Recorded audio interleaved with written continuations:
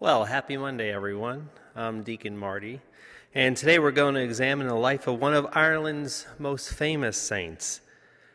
Yet, this saint is widely unknown to us in the United States, and unfortunately, this saint takes a second seat to St. Patrick in his fame. And yet, interestingly enough, in Ireland, the United Kingdom, Australia, and New Zealand, she is just as famous a saint as St. Patrick, and actually shares a commonality with him. I'm talking about none other than St. Bridget of Kildare, also known as Brigitte, Bridie, or Brid. St. Bridget was born in Folkhart near Dundalk, County Louth, in the year 450. Three of her biographers agree that her mother was Brocha, a Christian Pict slave who had been baptized by St. Patrick.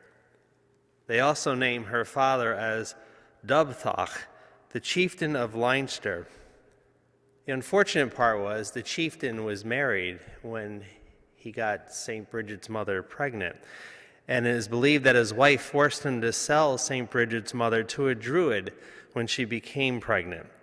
Thus, Bridget herself was born into slavery and also an illegitimate child of the chieftain. And legends of her early holiness include her own getting sick when a druid tried to feed her due to his impurity.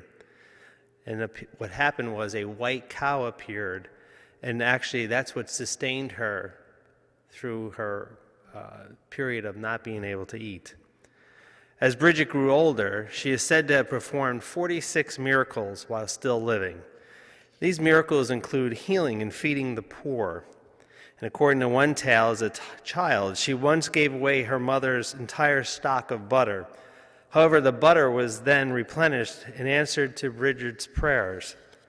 And around the age of 10, she was returned as a household servant to her father, where her habit of charity led her to donate his belongings to the poor and anyone else who asked. In two of the earliest biographies of her father, Dubthach, is portrayed as having been so annoyed with Bridget that he took her to the king of Leinster to sell her off. However, while he was talking to the king, Bridget gave away his bejeweled sword to a beggar to barter it for food to feed his family. The king recognized her holiness and convinced her father to grant his daughter freedom.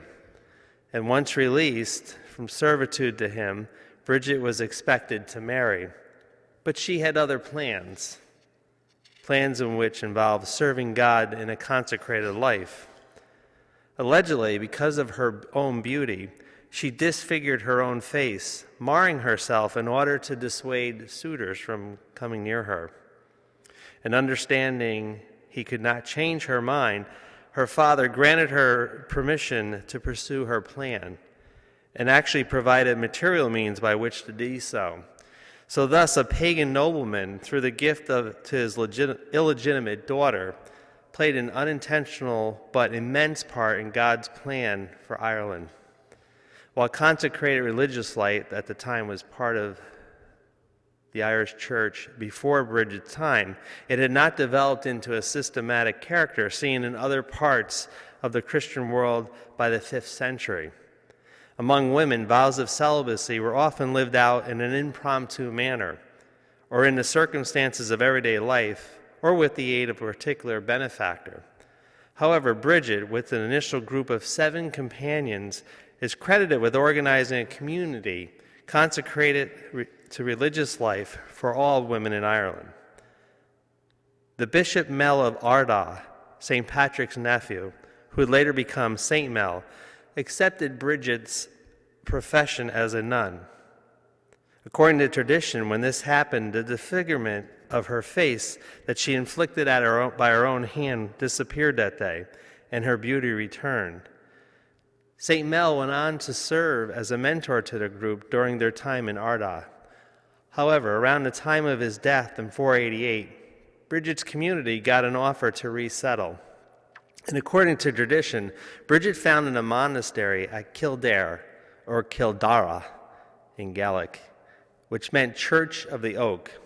Interestingly, it was built on a site of a pagan shrine to the Celtic goddess Brigid, Brigid.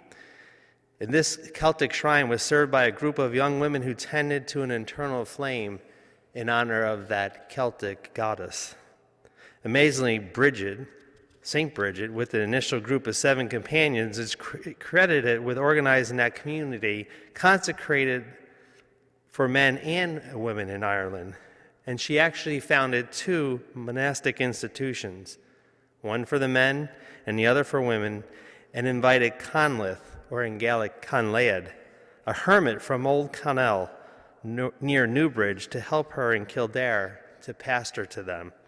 It has often been said that she once gave canonical rights to the jurisdiction to Conleth, and he was made Bishop of Kildare, the first bishop there. But later it was proven that she simply, quote, selected the person to whom the church gave this jurisdiction, end quote. And her biographer tells us that she chose St. Conleth to govern the church along with herself.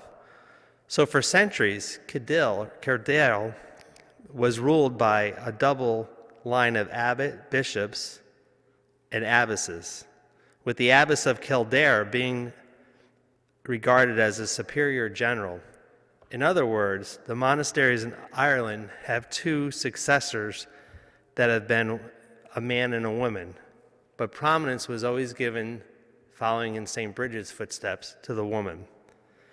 Actually, she was accorded episcopal honor, meaning that she received the same respect due a bishop. Bridget's oratory at Kildare became a center of religion and learning, and it developed into a cathedral city. Additionally, Bridget is also credited with founding a school of art, including metalwork and illumination, which Conleth oversaw.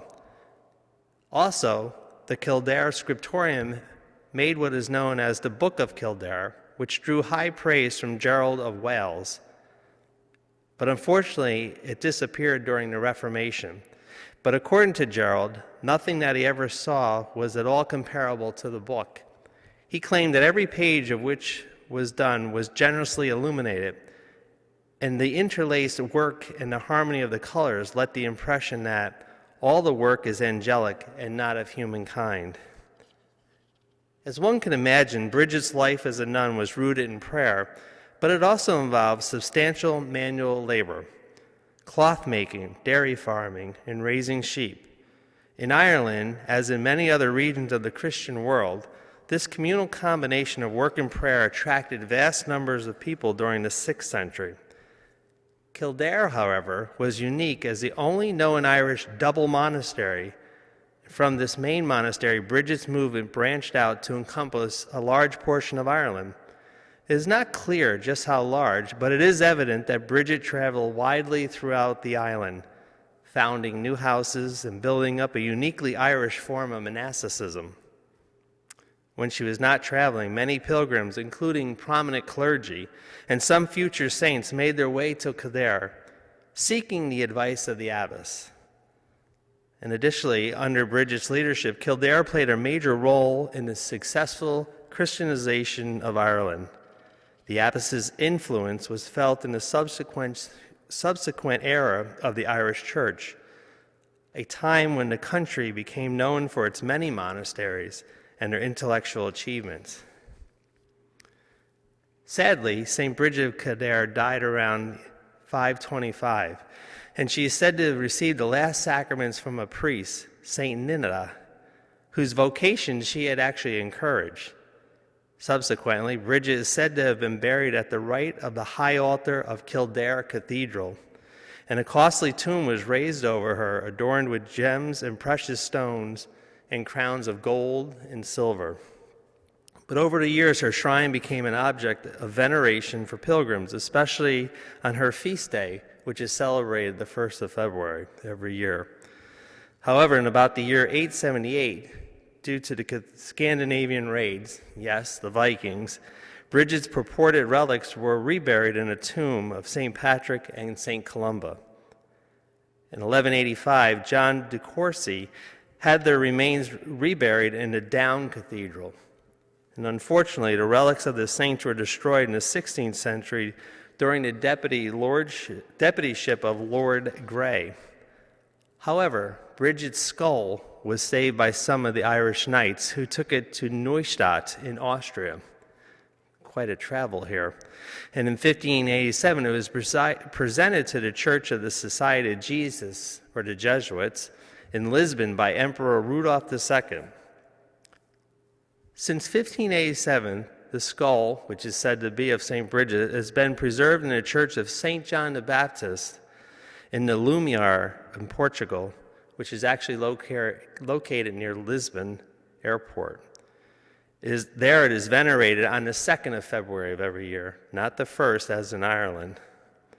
The inscription on the Lumiar tomb reads, "Here in these 3 tombs lie the 3 knights who brought the head of St. Bridget, Virgin, a native of Ireland, whose relic is preserved in this chapel, in memory of which the officials of the altar of the same saint caused this to be done."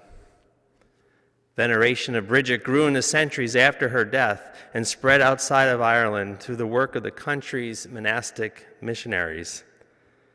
Bridget's feast day is celebrated on the 1st of February in recognition of her generosity to the poor. In her case, most of the miracles associated with her relate to healing and household tasks usually attributed to women. Therefore, Bridget is the patron saint of poets, dairymaids, blacksmiths, healers, cattle, fugitives, Irish nuns, midwives, and newborn babies. And a popular way to celebrate St. Bridget's feast day is by making what is known as a St. Bridget's cross. You've probably seen these crosses. They tend to be square with 4 stems sticking out from them. The story of this cross originated when St. Bridget was teaching a dying pagan chief about Christianity, and while her head was bowed down, she picked up straw off the floor of his house and braided it into that cross. After days of semi-consciousness, the chief awoke to find St. Bridget's Christian cross on his chest, and St. Bridget was praying beside him. And thankful to God's graces for saving him, soon afterward, he converted to Christianity and was baptized by St. Bridget along with his entire village. Thus, it is still customary, even today, to obtain a cross on her feast day in the hope of receiving the saint's blessing. The phrase, "the Queen of the South, Mary of the Gauls," or in other words, "Bridget and Mary be with you," have been applied to her on her feast day, and not just to all in Ireland, but to everyone worldwide. For she has been honored and respected all over the world. Lastly, St. Bridget's likeness is also depicted holding a reed cross, a crozier, and a lamp.